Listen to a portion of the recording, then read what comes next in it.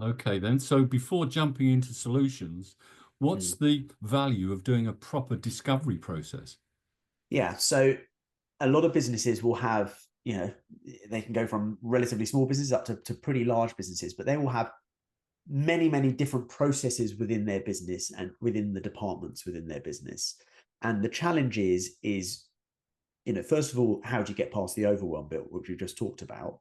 But then how on earth do you know where to start? Because there's, potentially you've got lots of people saying we need to improve this, and potentially you've got some people saying there's no way you can improve this. So you've got all this stuff going on.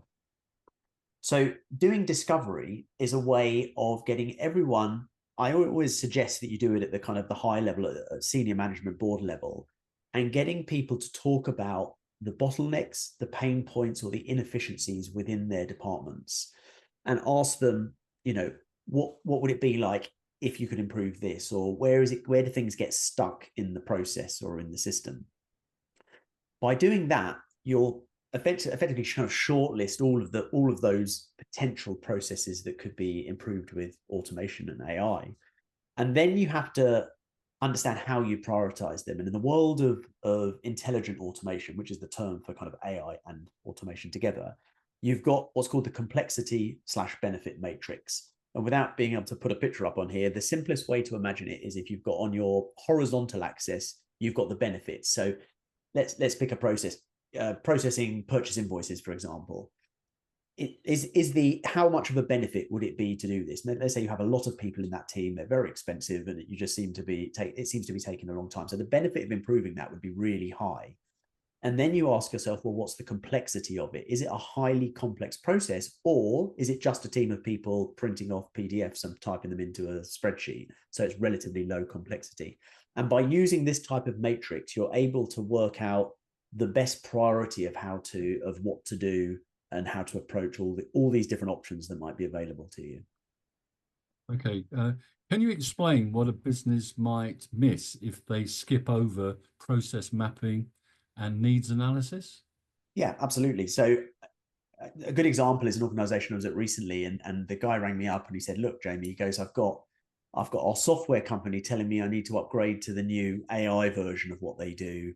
I've got another guy telling me that I need to spend 20 grand on this piece of software, and I don't know where to start." And that's why the roadmap or needs analysis and discovery is so important, because once again, if you know where you're going, you won't get distracted by all these other things trying to pull for your attention, vie for your attention. And at the moment, everyone is trying to vie for your attention when it comes to AI and automation. So what happens? Sorry, to answer your question. Yeah. So if you do skip over that process, the key things that potentially are going to happen is you're going to get distracted. So you're going to end up potentially spending a lot of time and effort on a system that may not be the right system for the business or process for the business. You will most definitely end up spending lots of money and potentially wasting money, because again, everything's moving so quickly. So you might spend on something and then get something, it might be the wrong thing. And then finally, and this is really important, it goes back to one of the earlier points, which is kind of you potentially could get a really bad experience. So you could end up spending money, wasting a lot of time on a particular system. And then people say, this doesn't work very well. This isn't really giving us any benefit. And then you've lost the traction. And I guess a good example of this, if I were to think about my other business as a managed service provider and a kind of outsourced IT support company, is that Microsoft, who everyone knows, have very much sold the dream of Copilot. And when it first went into a lot of companies, there was a real kind of deflated feel after it. It was given this whole promise of what it was going to do. It was going to do everything for you. And actually, most people started to use it and didn't really see it. And then they're like, well, do you know what? If that's AI, then I don't think we should bother spending any time looking at this type of thing in the future. Mhm. Why do you think so many leaders think they know their processes, but they actually don't? Okay, this is a good one. So as I said, when I go to meetings, often it's leadership team or senior leaders, and they are often the directors or managers of whole departments. And it's always really fascinating, because in my world, when I go into companies and we do these kind of sessions, is there's three levels of people ultimately within the business. You've got board level. What they tend to be interested in, of course, is going to be saving money, return to shareholders, or returns to shareholders, efficiencies, staff numbers, and things like that. You then have the middle layer, so kind of middle management. They're under a different type of pressure. They tend to have pressure from above to do more with less, and a pressure from below telling them that there's not enough people to do anything. So you get this kind of, oh, Hold. I think you might Could need we to all mute. mute, please? We've got someone. Could they mute?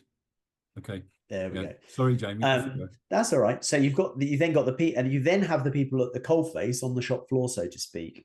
Now, actually, they really do know how a process works. So often we'll go to a meeting, we'll speak to the high level, senior level management.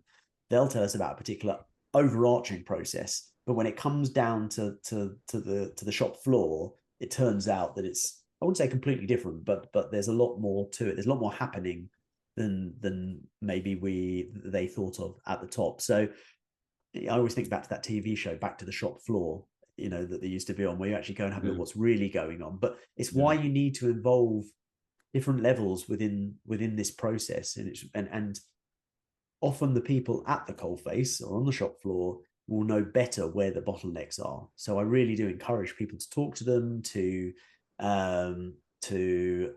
understand their pains and their challenges, feed that back up, and you'll get a more rounded picture of what's going on.